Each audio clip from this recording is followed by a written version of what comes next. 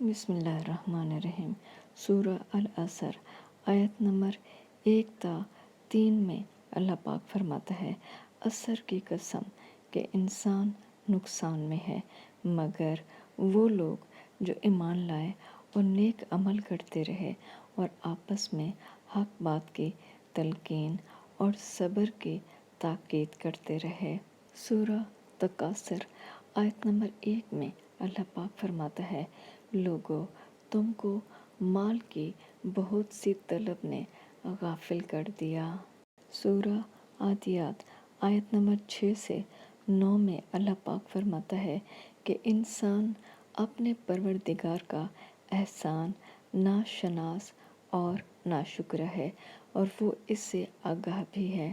وہ تو مال کی سخت محبت کرنے والا ہے، کیا وہ اس وقت کو نہیں جانتا کہ جو مردے قبروں میں ہیں وہ باہر نکال لیے جائیں گے۔